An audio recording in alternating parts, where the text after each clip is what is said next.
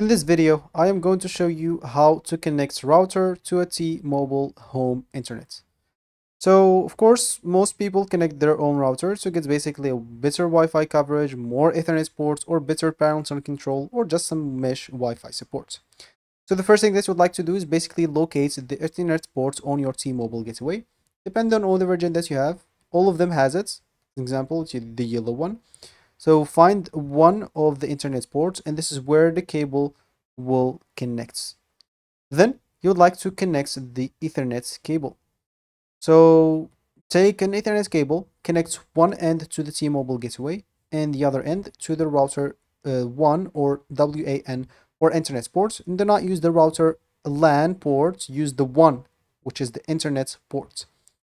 So Ethernet cable from one modem to the router, and then you can put it on your desktop computer or wherever else you want. Here's an example, another schema of that. So then you would like to turn on basically your T-Mobile gateway, wait until it has internet, then turn on your router. You'll have to wait a few minutes for everything to start correctly.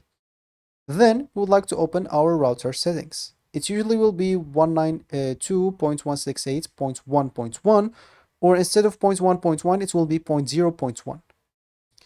So you can find the internet or WAN settings. You can set the connection type to DHCP or automatic IP or dynamic IP. And most routers basically detect this automatically where you don't have to do it. But if you have to activate it or go through the activation, you'll need to do it. So once you're done with that, you can just go and choose, example, a Wi-Fi name and password. Inside here, the activation, you'll be able to change that. If you didn't change it, you can find the default ones behind your router. And yeah, once you save those settings, you can go and connect your devices to the Wi-Fi. And after that, you can just go and test basically your connection, test it, see the speed and everything. So connect a phone or laptop, open a website, see if everything loads, run a speed test, and you should be good to go. So that should be it for me in this video. Thank you for watching and goodbye.